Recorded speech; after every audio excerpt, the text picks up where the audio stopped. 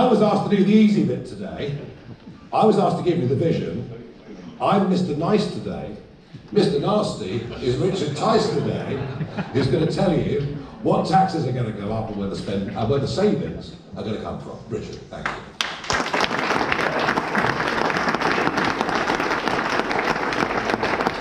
Thank you, Nigel. Thank you. Well, a very good afternoon. It's great to be here. Really been introduced as Mr. Nasty. So, all these bold plans, and they are exciting, and they are attracting huge appeal out on the stump. Something's going on out there. It's quite remarkable. Word is spreading about Reform UK, and as Nigel just touched on, some of these key policies are really gaining ground. So how do we pay for them? Well, I talked about some of it last Monday, but here's the thing. Lots of people in the media say, oh, it's unfunded tax cuts. No, let's get this real. It's unfunded spending. That's what's got us into a right pickle. Our fiscal deficit in the last year to April, no one talks about it. We spent about 120 billion more than we earned. There's a few key big things here. And unlike some of the other people in their plans, other parties, they're not honest with you about the costs and how you're going to pay for it. We are, because it's set out in this contract. So last week, I spoke about this issue of the Bank of England paying your taxpayers' cash on all the money that was printed.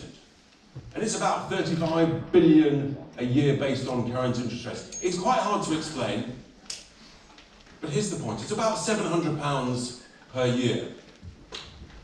You know you're making progress when within 2 hours of finishing that press conference last week, I was attacked by none other than the lobby group for the big banks, the vested interests, who seem to think that they have a right, the big banks, to make big profits on the money that was printed to save them going bust.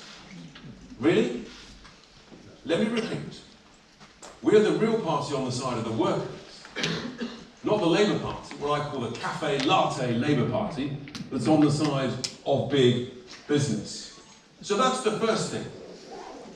When they printed all this money, they didn't tell us that when interest rates went back up, it would cost us an absolute fortune transferring our money to the big city banks. They didn't tell us that, but that's what's happened. Unfunded spending. The second big item, of course, is the cost of net zero. So when Theresa May had a 90-minute debate back in, I think it was 2019, 90 minutes to sign up to net zero, put it in legislation, no one said, well, hang on, how much is this going to cost? What's the spending? The truth is, even if they had that debate, they wouldn't have had a clue. You've got people like the Climate Change Committee saying it's 1.2 billion. You've got the OBR saying it's 1.4 billion. You've got the National Grid, perhaps being a little bit more honest, saying it's 3 trillion. Sorry, those are trillion numbers. The numbers are so big. 1.2 trillion, 1.4 trillion. The National Grid says it's 3 trillion. Impossible to work out what that means. 3 trillion, I mean, is it 100,000 per household? No one talked about this spending, the cost to get there. Apparently it's going to save the planet and therefore the cost is irrelevant. Really? This is real money. This is real cash. And it's all of our cash. And apparently it's going to be good for the environment. Well, where I'm campaigning to be elected, one of the big debates is the implications, the consequences, which is happening now all over the country, of this drive towards offshore renewable energy, but you've got to transmit that electricity. How are we going to transmit it? Oh, I know. Big 50-metre pylons going hundreds of miles across the English countryside. How's that good for our environment? And who's going to pay for it? So all of those who voted for this, they didn't tell us that, did they? They didn't tell us how much it would cost and how much it would blight the English countryside, our environment. How's that good for the environment? We reckon that if you scrap net zero, then the saving to the taxpayer every year for the next 25 years would be in the order of £30 billion per year. What is that? That's about £600 per adult. That's what that is. 600 quid per adult. So 1,200 quid for a two-person household every year, after tax. This is real money, it's your money, and they didn't tell you. They deliberately misled the British people about the cost implications of net zero. And as Nigel quite rightly said, all you're doing, you're not reducing global CO2, you're just shipping it somewhere else. And we're the mugs that are paying for it. And it's got to stop. And we're the only party that has the courage to say, this is unfunded spending, it's costing us a fortune, it's not going to save the planet, and it's got to stop. 30 billion a year. Now the third big item, and again some of the press will attack us, one of the mainstream broadcast journals, newspapers this morning tried to do an analysis of some of these costs. The thing was though, because they didn't want to actually tell us the truth about these numbers, they just talked about it in generalities.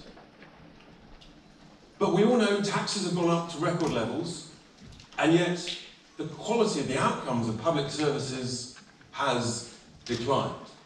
That can only mean that we're spending money badly. If taxes had gone up and the quality of public services had improved no end and waiting lists had dropped to zero, you might say, well, money's being spent well. So when I talk about waste in public services, waste in public spending, particularly in things like the NHS, I always get contacted within a couple of days by nurses, anaesthetists, surgeons, doctors say, Richard, thank heavens, someone is actually telling it as it is. The waste is everywhere. It's extraordinary. And I've got a very simple slogan. It's what we do in business. And we come from the world of business. We're fixers, we're sorters, we're doers, we make things happen. It's very simple. You've got to cut out the waste from the back office and invest it in the front office. That's how you grow a business. That's how you improve the surplus that you make. That's how you improve the quality of your product. And that's what we've got to do with the public sector. Instead, we learn that since about 2019, there's an extra 600,000 people working in the public sector, but productivity's gone down. So we have to be honest with people. And in the same way that all of us struggling with our bills at home, we're saying, well, I've got to save 5 quid in 100. But you've still got to pay the bills, the rent, the mortgage, the food. So you've got to buy more wisely. That's what we do in business. Nigel talked about small businesses. We're all looking at our bills. And in business, you say to your spending managers, folks, we've got to cut the cost, but we've still got to provide the product. You've got to save 5 quid in 100. And bluntly, that's your job. And if you don't, you're fired. I know it's tough, but these are tough times. And when the going gets tough, guess what? The tough get going. That's the reality, and that's what's going to happen in the public sector. When they introduced the Equalities Act in 2010, and all well-meaning, well-intended things like diversity, inclusion, and equality, it sounds lovely. But they never told us about the cost of it, did they? They never said it's going to cost hundreds and hundreds of millions every year, and productivity is going to go down as you move towards mediocrity. So I simply don't accept the nonsense that's talked by those in the Treasury and in the main two parties who say you can't save any money in the public sector. It is utter nonsense. We know it's nonsense because of those extra 600,000 people. We know it's nonsense because the size of the cake that Nigel's talked about in the NHS, it's up to about 11% of the size of the cake, and yet waiting lists have gone down. That is the proof that we can spend money better.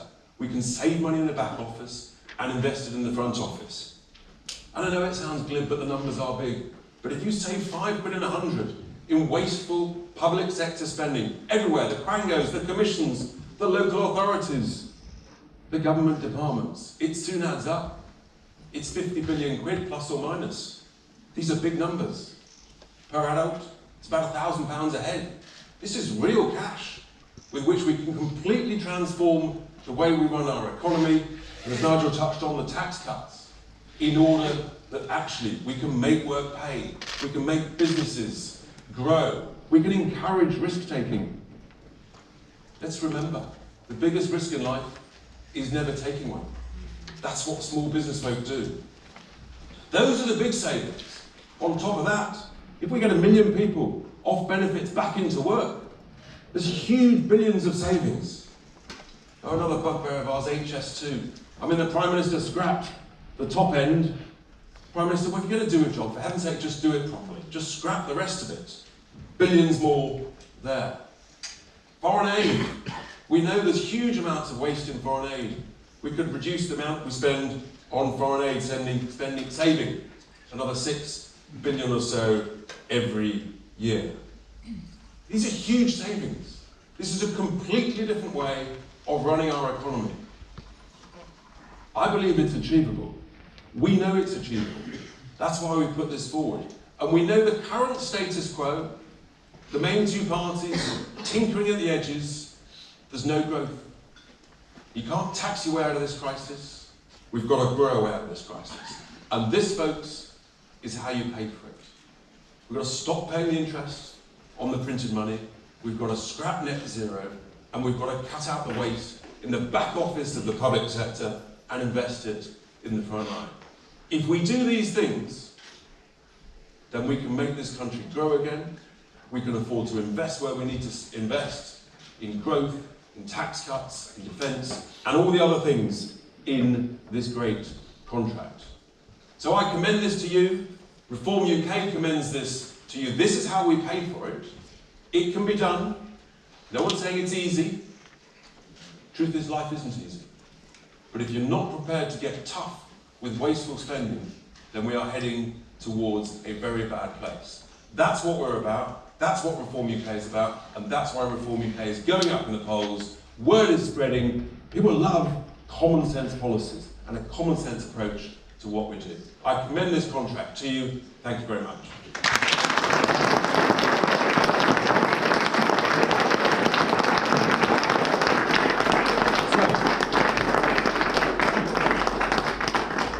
The nice bit, you've had the challenging bit, and then the next plan is we're going to take some questions from the press. There are then one-to-ones.